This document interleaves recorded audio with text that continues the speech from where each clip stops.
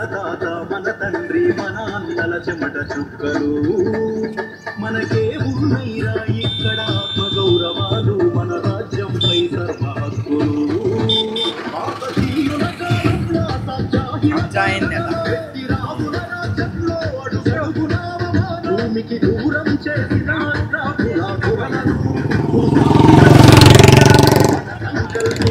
మన యుగ యుగాల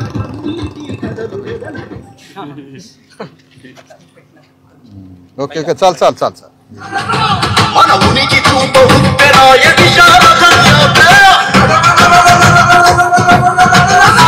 మన జేఏసీ టీఎంపీ చెందుదైన రూదే ఒక వృక్షముకై వృక్షమైన విశారద యాత్ర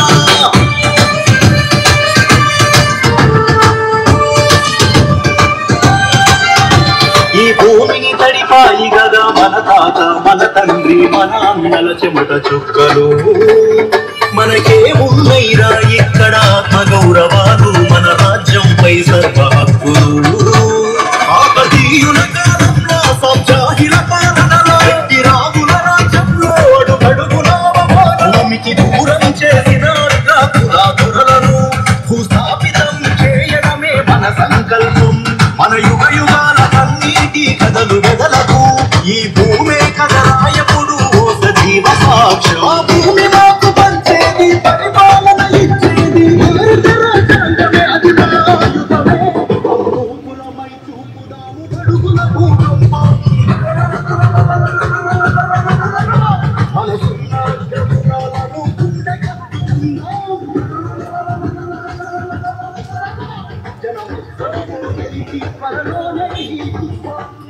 ఏదా శ్మశానం ఏది ఏదా శ్మశానం కాడికి బా ఇది తర్వాతనా ముందు శ్మశానం కాడికి బా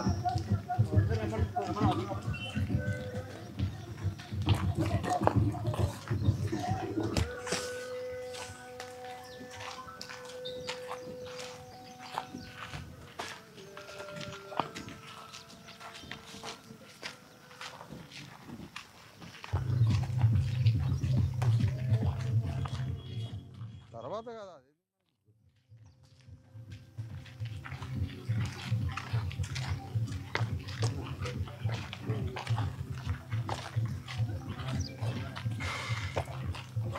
ఏడు లక్ష్మణ్ ఏడి ఏంది సార్ ఏంది ఇష్యూ ఏం తగలబడుతుంది చెప్పండి ఈడ ఏంది అది కాగితాలు తీసుకో కాగితాలు తీసుకో ముందు చేతిలో పట్టుకో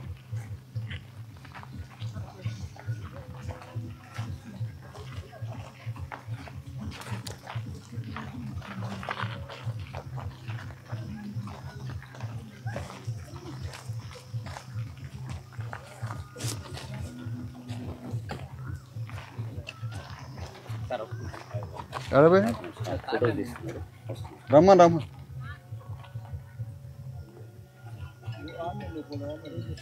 4 ఎకరాల భూమి సార్ ఇది. ఇక్కడ మొత్తం 4 ఎకరాల్లో ఈ సొనాల గ్రామం. ఏ ఊరు ఇది? సొనాల గ్రామం. ఏ మండలం ఏంది? సొనాల అంటే బౌత్ మండలం. రీసెంట్ గా సొనాల మండల కేంద్రంగా మారింది. చాలా విలువైన స్థలం ఇది, దళితులకు సంబంధించింది. ఇది 4 ఎకరాల భూమి. ఈ 4 ఎకరాల భూమి శ్మశాన వాటికకు అట్లాగే బౌద్ధ విహారకు ఇక్కడ దళితులు మహర్లు మాల మాదిగ సమాజం అంతా కలిసి దీన్ని డెవలప్ చేసుకొని శ్మశాన వాటిక కూడా ఉపయోగించుకుంటే కొందరు అగ్రవర్ణాల చూపు పడి వాళ్ళ కన్నుబడి దీన్ని మార్కెట్ యార్డుకు ప్రపోజల్ పెట్టి చాలా ఇబ్బంది పెడితే ఇక్కడ దళితులు స్ట్రగుల్ చేసి అందరూ ఊరు వాళ్ళందరూ కూడా దీనికి సహకారం చేసిండ్రు. స్ట్రగుల్ చేసి దీనికి ఫెన్సింగ్ చేసి అప్పటికప్పుడు దీన్ని ఆపడం జరిగింది. లక్ష్మణ్ గారు, ఇది 1971లో ఇందిరాగాంధీ అఫీషియల్ గా ఇక్కడ ఉన్న పేదలకి దళితులకి ఇచ్చిందా? ఇది అది కదా మీరు చెప్పాల్సింది మాట.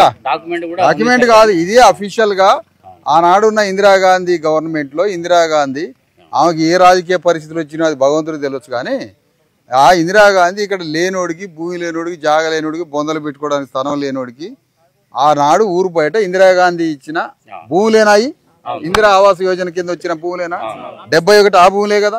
ఆదిలాబాద్ జిల్లాలో అనేక గ్రామాలలో ఇందిరాగాంధీ టైంలో భూములు ఇస్తుంది ఇందిరాగాంధీ ఆ రోజుల్లో. ఆ ఇచ్చిన భూములు ఆ రోజు అడవులలో ఇచ్చినట్టుగా అయిపోయింది. ఎందుకు? ఇదంతా అడవి అప్పట్లో, మనం ఎక్కడో ఊరు లోపల ఉండేది. ఆ ఊరు తీయవయా, ఆ ఊరు అనగానే ఆ ఊరు తీయండి, విలేకరులే మీరు కాదనట్లే, కానీ ఏమనుకోవద్దు మీరు. అంత దూరం ఉన్న ఊరికి, అంత దూరంలో ఉన్న ఊరికి ఇక్కడ భూములు ఇచ్చేసరికి ఆనాడు వీడికి రాలేకపోయారు. ఇది అడవి కావడం వల్ల ఊరికి ఇంత దూరం అప్పట్లో మరి దాదాపు ఒక 30, ఒక 20, 55 ఏళ్ల క్రితం ఇచ్చిన పట్టా ఇది. మరి 55 ఏళ్ల క్రితం పట్టాలు ఇచ్చినప్పుడు మన వర్గాలకి ఆగరాదన్న, 55 ఏళ్ల క్రితం ఇచ్చిన పట్టాలకి అప్పట్లో మన అయ్యలు ముసలోళ్ళు అప్పట్లో ఆ నుంచి వీడికి రాలేక దీన్ని వదిలేసి సరే ఏదో ఒక రోజు మా బిడ్డలకు అయితే కదా అని అనుకున్నారు. ఇదే కదా అనుకున్నాక తీరా సరే అంత బయటకు వచ్చినాయి, రోడ్లు వచ్చినాయి, కాస్త ఈ భూమిలోకి వచ్చి మనం బాగు చేసుకుందామని మనం సరే కొద్దిగా పీనిగలకు పోయినా ఇక్కడ బతుకుదాం ఇండ్లు వేసుకొని అనుకున్నాం.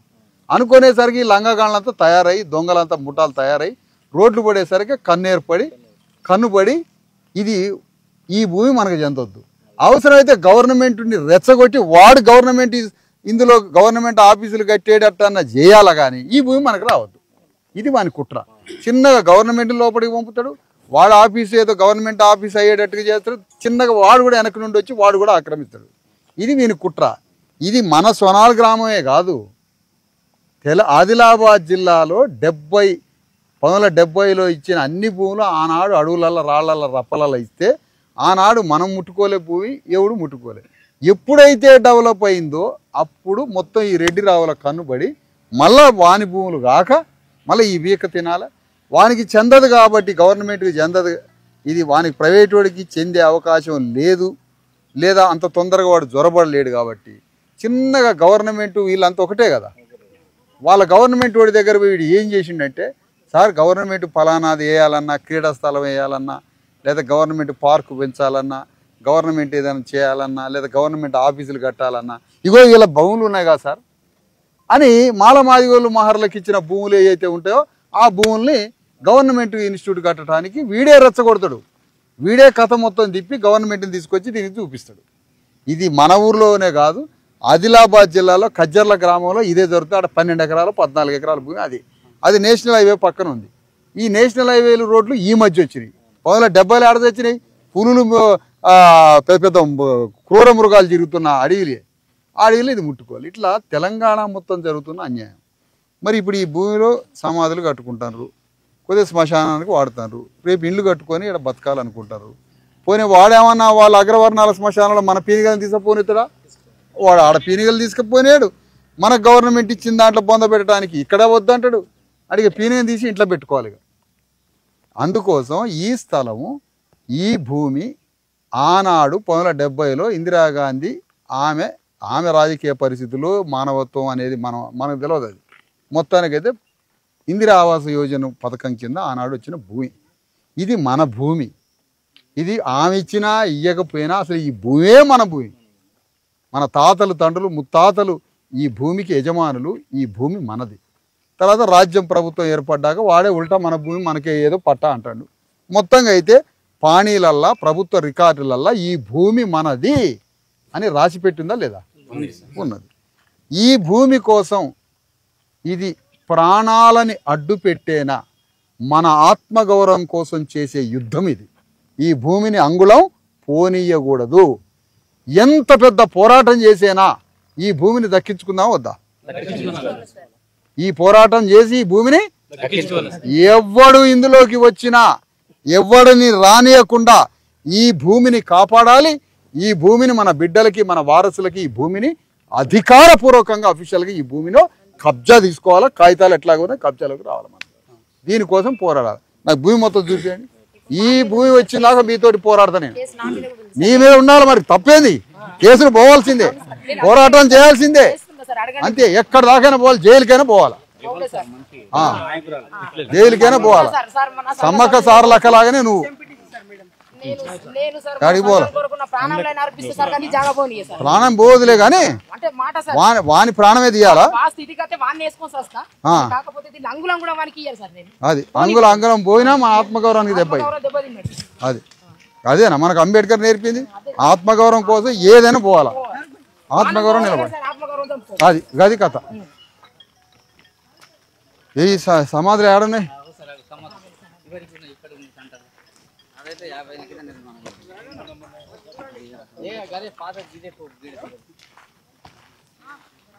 ఇది భూ పోరాటం అని ఇంత ఫ్లెక్సీ కట్టుకోవాలి సార్. అన్నీ ఉండాలి, నాయకుడు అన్నప్పుడు అన్నీ ఉండాలి, అన్ని ఆలోచనలు ఉండాలి. లక్షల మంది చూస్తారు ఆడ, వెనక ఒక ఫ్లెక్సీ ఉండాలి కదా. ఎలా చేసిన దీక్ష అంబేద్కర్ దగ్గర ఎలా చేయాలి? కలెక్టర్ కాడ చేయాలి. నువ్వు అక్కడిని ఆదిలాబాద్ జిల్లా కలెక్టర్ కాడ చేయాలి. అక్కడ ఊపిరి పోయేది అని అక్కడికి వెళ్ళినాం, కలెక్టర్ దగ్గరికి వెళ్ళినాం, అన్ని 2 కాపీ పెట్టినాం సార్. మీకు 20 పేజీలు ఇచ్చినాం. ఎక్కడ పోయింది అక్కడ మొత్తం డీటెయిల్స్ ఉంది. ఏం సమాధులు? మనసులేదు సార్, మనసులేలే. ఎవరు ఎవరు ఏంది ఏనాడు తెలియదు సార్. ఇక పూర్వీకులు ఎవరు ఇప్పుడు ఈ సమాధులు ఉండొద్దు అంటండి, తీసేయాలంటాడు. సమాధులు కూడా ఉండొద్దు. ఇక పీనికలు ఇంట్లో పెట్టాలి. ఇక అదే పరిస్థితి. ఇంకెన్ని ఉన్నాయా?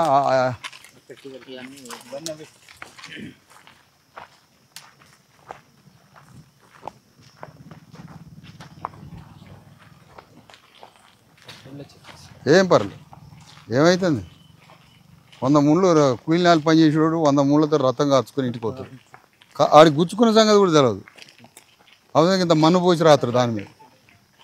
ఈ సమాధులే ఈ ఆనాడు మా శవమును అటు వాళ్ళు అగ్రవాళ్ళు రానియలేరు. ఊళ్ళకి వెళ్ళి నీ మాది వాళ్ళ శవాలు ఎట్లా తయారు అని అన్నాడు. బెదిరిస్తే మాకు ఒక నాయకుడు చెప్పిండు, అరే మీకు కూడా 4 ఎకరాల భూమి ఇచ్చింది కదా ఇక్కడ, మరి వాళ్ళు మీరు అండ పట్టుకపోయినరా భూమి అంటే చుట్టుపక్కల సవాల్ రానియలే. అతడు బి లక్ష్మణ్ సార్ అనేట ఆయన టీచర్. అతను మేము పోయినాం. మరి ఎట్లా మా వాళ్ళ తిట్టబట్టి వీళ్ళు తిట్టబట్టి అవ్వండి పెడితే కాపులు తిట్టబట్టి మరి మేము మీ దగ్గర పెడతామని మేము అన్నాం. కాపులు తిట్టిరా? తిడితేనే కదా మరి వచ్చి పేరు చేసినాం, దీన్ని బలపట్టినాం. మళ్ళీ కాపులు మళ్ళా ఆడినాం, శవాలు రానియరు. అటు శవాలు రానియలేదు. బీసీఎస్ ఎస్టీ ఉద్యమం తిరుగుతుంటారు కాపులు. మాకు రానియకపోతే ఇప్పుడు మా 5 పక్కా నా కాపులు రానియలేదా? పక్క శవంను అడ్డపై అరే మీరు రాకుండా అంటేనే మాకు ఒక మన మాలమాదిగ మహర్ల శవాలు, అణగారిన కులాల శవాలు ఊళ్ళకపోతే కాపుడు అడ్డం పడ్డాడు. కాపు సంగతి తెలిసినవా లేదా? వాళ్ళు అడ్డపడితే సార్ మేమేం చేసినాం అంటే, మీరు అడ్డుపడుతున్నారు కదా, ఏదైతే ఆనాడు రాజ్యాంగంలో రాసిన విధానంగా మన హక్కు కొరకు మనకి భూమి అయితే ఇచ్చిర్రు కదా, ఆ భూమిని మనం కాపాడుకొని మనం అక్కడ పెట్టుకుందాం. అక్కడ ఎవడన్నా నష్టప్పుడు చూసుకుందామా సార్ మేము. కిషన్ రావు పటేల్ మధ్యలో కాపు సంగతి నేను చూసుకోవట్లే గానీ ఇక నువ్వు రా.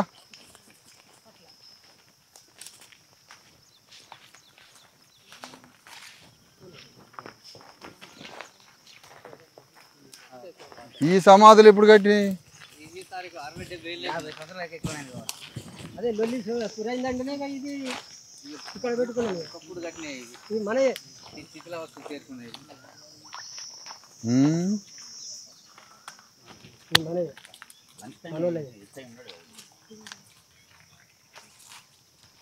గ్రామ రెవెన్యూ ఎవరు రెస్పాన్సిబుల్? ఎవరు ఇక్కడ రెవెన్యూకి? ఈ ఊరు ఏంటి ఆయన? ఆరయ్యా ఏంటి? ఇప్పుడు కొత్త మండలానికి మొన్న రీసెంట్లీ ఎంఆర్ఓ. ఆయన ఎంఆర్ఓ ఆయన మండలానికి. మన ఊరికి ఒక ఆర్ఐ ఉంటాడు 2-3 ఊర్లకి. ఇక్కడ ఉన్నాడా? ఫోన్ కొట్టండి, సైడ్కి పోయి మాట్లాడిన ఫోన్ కలుపు. ఇందులో కూడా సమాధులు ఉన్నాయి. ఈ సమాధులు లేపుతారట. అంటే ఇక్కడ గవర్నమెంట్ ఆఫీస్ కట్టి మన గుర్తుగా ఉన్న మన అయ్యల సమాధులు వాళ్ళు బతికున్నంత కాలం మనం ఏం చేయలేకపోయినాం. వాడు ఏం బతకలే, వాడి సమాధి కూడా ఉండొద్దు అనమాట. అంటే మనకు గుర్తు కూడా లేదు. ఇక గుర్తులు లేకుండా మనకి మన చిహ్నాలు ఎక్కడ కనిపించకుండా మన దాడి ఆనవాళ్ళు ఏమి ఉండదు దళితులకి. అంటే ఇప్పుడు భూమి మీద బతికున్నంత కాలం సచ్చినట్టే లెక్క. సచ్చిన ఆ బొంద కూడా ఉండదు. మనిషి అంతగా ఉండకూడదు. పోరాడదామా వద్దా? అది మీరు పోరాడుతున్నట్టే నేను ఉంటా. మరి మా మీద 5 కేసు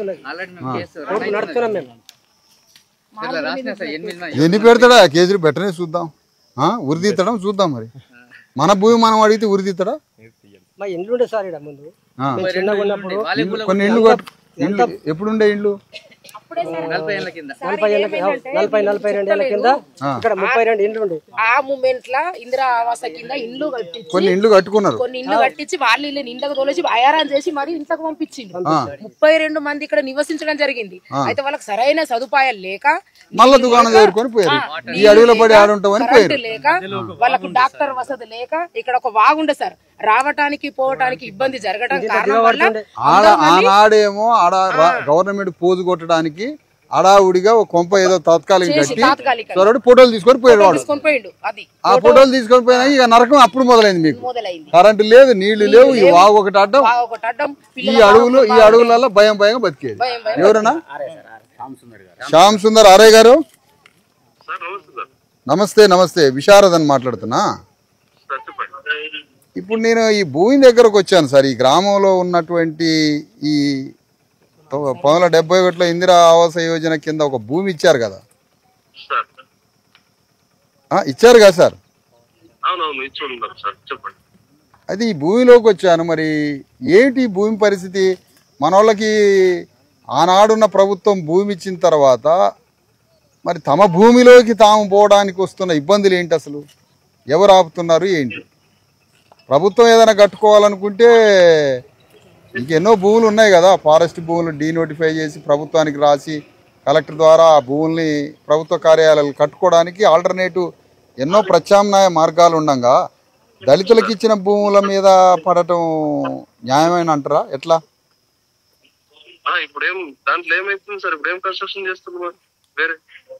ఏం కన్స్ట్రక్షన్ చేస్తున్నారా? వాళ్ళకి ఇచ్చిన దాంట్లో అంటే ఎవరైనా తీసుకుంటుండ్రా? ఎవరన్నా గవర్నమెంట్ చెప్పేసి మా దగ్గర నుంచి చేసింది, మా దగ్గర లాక్కోవడానికి గిడ్డంగి కడతామని. అప్పుడు ఇష్యూ స్టార్ట్ అయింది. అప్పుడు స్టార్ట్ లేదు ఇష్యూ.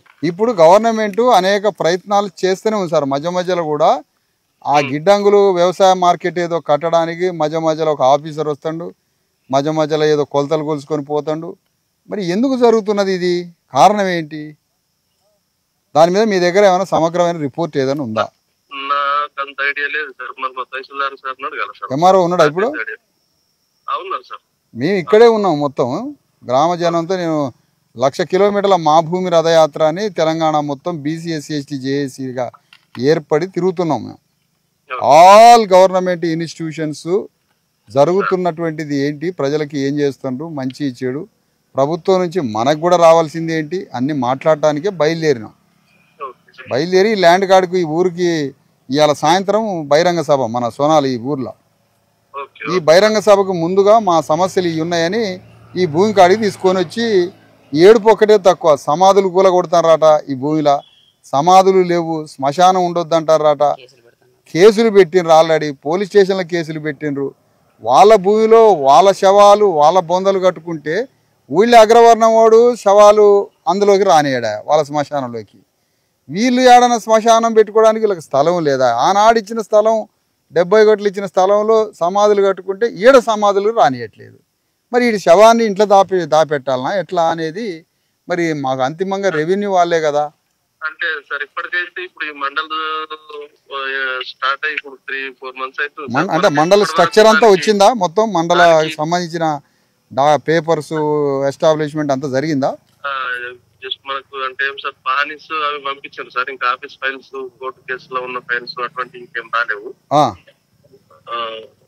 ఆఫీస్ అయితే రన్ అవుతుంది సార్ మొత్తం మండల్లో.